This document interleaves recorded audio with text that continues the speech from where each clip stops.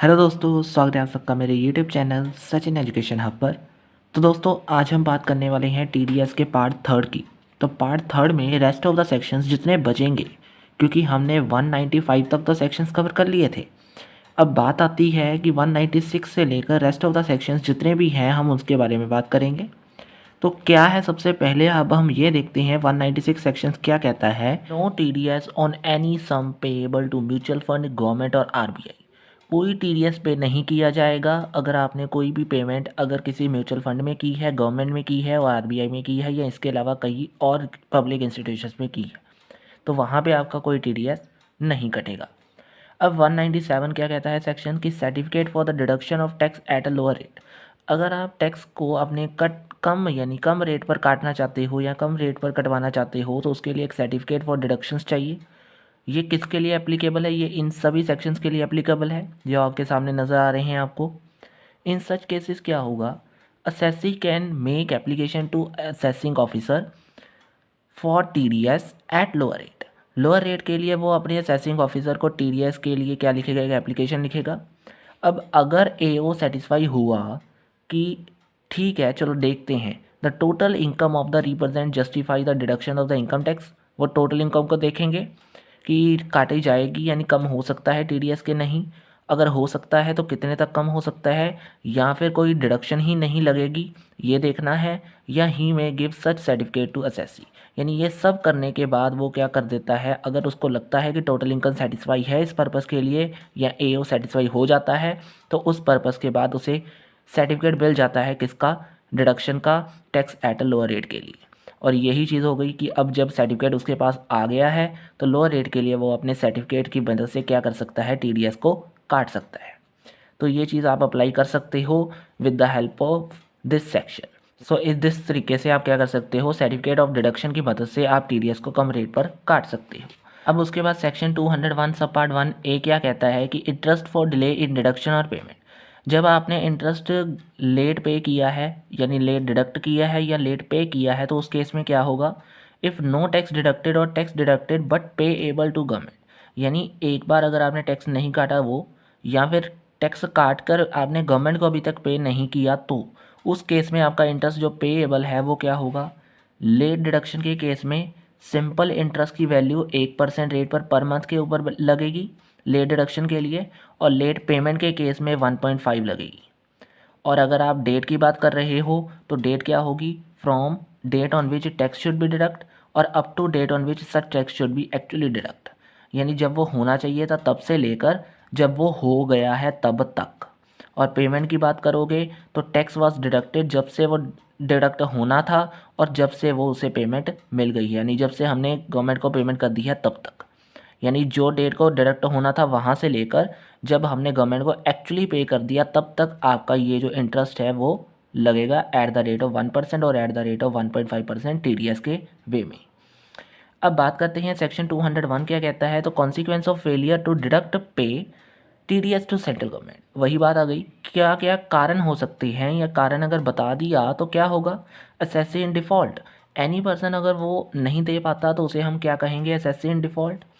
और कब नहीं माना जाएगा असेसी इन डिफ़ॉल्ट, अगर वो अपने रेजिडेंट पे जो है वो अपनी आरओआई में इसके बारे में लिख देता है, या फिर वो अपना कुछ सम का हिस्सा है वो अपनी टोटल इनकम में ऐड कर देता है, यानी जो उसका रह गया उसे बाद में ऐड कर देता है, या फिर वो अपना टैक्स कुछ दिनों के बाद ही पे कर देता है, तो उस केस में हम क्या नहीं मानेंगे, उसे असेसी इन डिफ़ॉल्ट नहीं मानेंगे।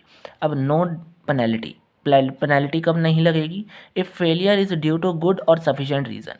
अगर आपका जो फेलियर है ये वाला वो किसी गुड और सफिशेंट रीज़न के साथ हुआ है तो वहाँ पे आपको कोई भी पेनल्टी नहीं देनी पड़ेगी। तो ये हो गया अब आपके सामने। अब आगे क्या है, अब सेक्शन 203 क्या कहता है, सर्टिफिकेट फॉर टैक्स डिडक्टेड। यानी अब सर्टिफिकेट किसके लिए, टैक्स डिडक्टेड के लिए। क्या है ये चीज़ कि deductor shall issue a certificate to payee of income that tax has be deducted और specify the amount deducted, rate at which the tax has be deducted और सच अदर प्रिस्क्राइब पर्टिकुलर्स। यानी इस सेक्शन के अंदर आपको certificate के लिए, यानी अगर आपका सर्टिफिकेट आपको मिला है वो शो करना पड़ेगा, उसमें कितनी अमाउंट डिडक्ट हुई है वो, कितना रेट लगा था वो, और इसके अलावा कुछ और अगर प्रिस्क्राइब्ड पर्टिकुलर्स हैं उसे भी आपने शो करना है अंडर सेक्शन 203। अब रूल 31 के अंदर टैक्स टीडीएस जो सर्टिफिकेट है उसकी जो फॉर्म नंबर 16 के अंदर क्या क्या डेट्स हैं उसे हम देखेंगे। अगर आपका सेक्शन टीडीएस अंडर सेक्शन 192 की बात कर रहे हो तो वहाँ पे फॉर्म नंबर 16 यूज़ होता है और वहाँ पे आपने क्या करना है, सर्टिफिकेट को इशू करना है एनुअली, हर साल 15th June of next PY। लेकिन अगर आप इस सेक्शन के अलावा बात कर रहे हो तो फॉर्म 16A की बात कर रहे हो तो वहाँ पे आपको इशू करना पड़ेगा quarterly within 15 days from due date from filing of TDS statement under section 31A। यानी यहाँ पे आपको जो क्वार्टरली इशू करना पड़ेगा विद इन 15 डेज, और यहाँ पे आपको 15 जून यानी हर साल बाद 15 जून को इस सेक्शन के अंदर, और अगर आप अदर सेक्शंस की बात कर रहे हो तो आपको quarterly within 15 days TDS की स्टेटमेंट को फाइल करने से पहले आपको क्या करना होगा, TDS सर्टिफिकेट इशू करना होगा। दोनों में फ़र्क समझ आ गया। अब 206A में सेक्शन में क्या है, mandatory requirement of furnishing pan.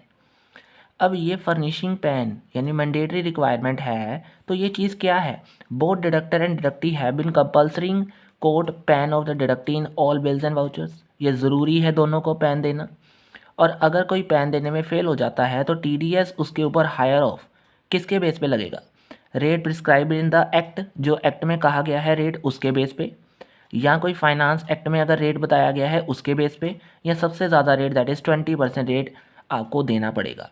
तो पैन नंबर नहीं हुआ तो ये चीज़ें आपके ऊपर अप्लाई की जाएंगी। अब अगर पैन नहीं हुआ यानी इनवैलिड हुआ, यानी अगर जिसने भी दिया है उसका गलत हुआ, जैसे मैंने कहा डिडक्टी ने अपना पैन दिया और वो डिडक्टी का पैन असल में है ही नहीं, तो उस केस में उसकी कोई फर्निशिंग पैन की नहीं की जाएगी। हो गया यहाँ तक।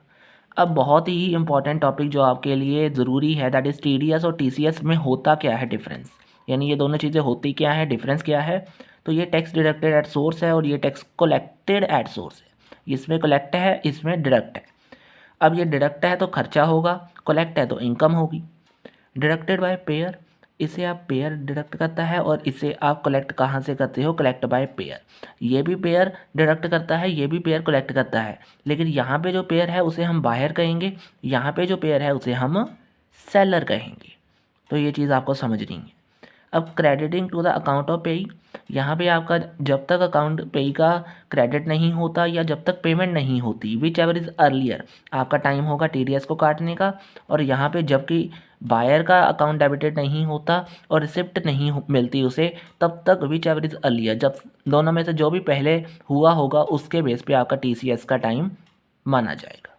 यानी TCS काटने का टाइम कौन सा होगा, विच एवर इज़ अर्लियर, इन दोनों केसों में। हो गया यहाँ तक। अब हम आगे बढ़ते हैं अपने बहुत ही इंपॉर्टेंट केस जो अब TDS के साथ ही रिलेट करता है, दैट इज़ TCS।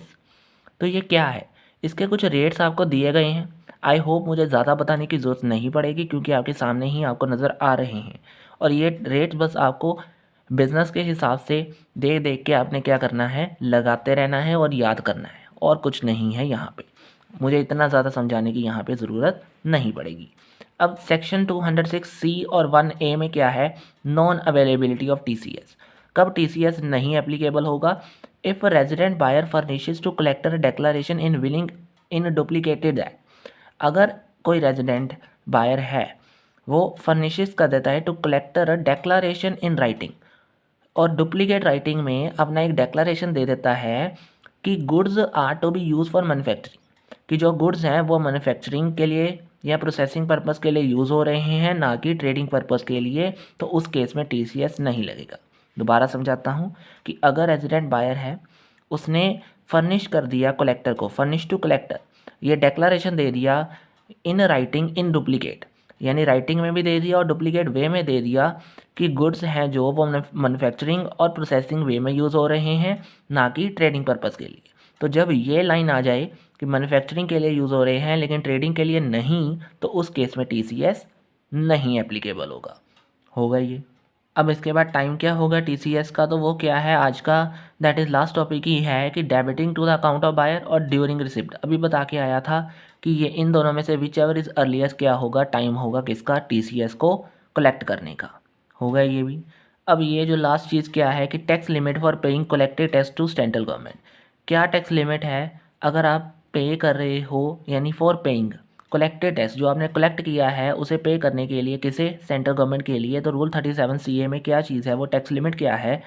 अगर गवर्नमेंट यानी गवर्नमेंट, अगर कोई पर्सन की बात कर रहे हो, गवर्नमेंट की बात कर रहे हो, तो वहाँ पे अगर आपने टैक्स पे किया है विदाउट प्रोडक्शन ऑफ IT यानी इनकम टैक्स चालान, तो वहाँ पे आपका कितना टाइम होगा आपके लिए, टैक्स लिमिट क्या है, सेम डे ऑफ TCS यानी TCS के सेम डे ही होगा।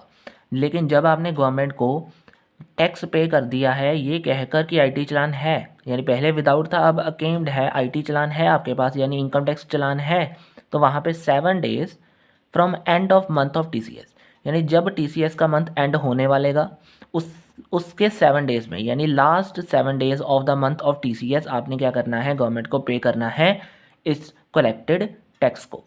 अब अदर देन गवर्नमेंट की बात आ जाए तो वहाँ पे आपका टाइम होगा within 1 week from the last day of the month of TCS यानी TCS का जब लास्ट मंथ होगा कलेक्ट करने का उसके लास्ट डे यानी फ्रॉम द लास्ट डे यानी last day of a month, मतलब विद इन 1 वीक यानी जब आपका TCS का लास्ट मंथ है और लास्ट वीक है, वहाँ पे लास्ट डे को आपने क्या करना है, कलेक्ट करके जो टैक्स कमाया है उसे पे करना है किसे, सेंट्रल गवर्नमेंट को अंडर सेक्शन रूल 37 CA में। तो दोस्तों ये TCS का टॉपिक भी था। आज आपको rest of the section TDS भी बता दिया गया है, तो ये इतना ज़्यादा तो इम्पॉर्टेंट नहीं था लेकिन बताना भी ज़रूरी था। तो दोस्तों आज के लिए ये इतना ही है छोटा सा टॉपिक। होप सो आपको वीडियो अच्छी लगी होगी। वीडियो अच्छी लगी है, समझ आई है तो लाइक शेयर एंड सब्सक्राइब तो बनता है दोस्तों। अगर कोई प्रॉब्लम आ रही है तो नीचे दिए गए कमेंट बॉक्स में कमेंट कर देना, नहीं तो वीडियो को लाइक शेयर एंड सब्सक्राइब ज़रूर कर देना। Thank you very much.